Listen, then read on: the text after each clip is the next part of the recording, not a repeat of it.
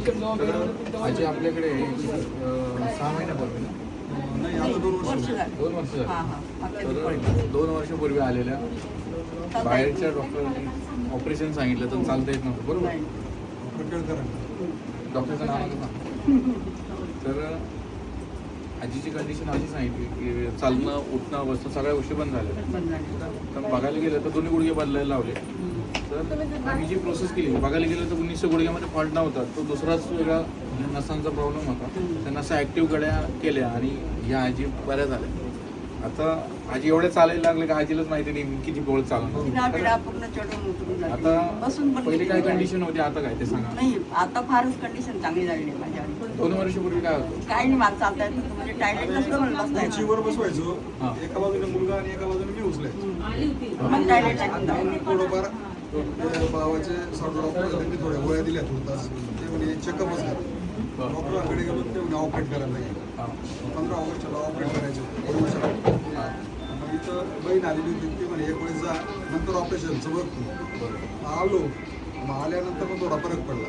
आई म्हणे आता बरं वाटतंय, ऑपरेशन काय करायचं. तिला म्हटलं था 5-6 महिने बघ, पूर्ण ट्रीटमेंट घे 10 दिवसात. मला पण गॅरंटी की एवढं होईल. नाही, तुम्ही पण सांगितलं होतं की ती 40% राहील, पण हिसाबाने 20 ते 22%, 25% पर्यंत आहे.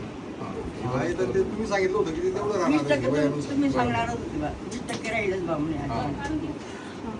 तुम्ही काळजी घेत नाही. तरी काळजी घेत नाही.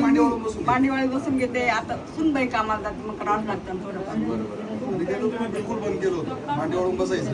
मी आता मांडीवळून सुद्धा बसू शकते. ते पण 20% वर राहणार. तिथं नियमात राहिले.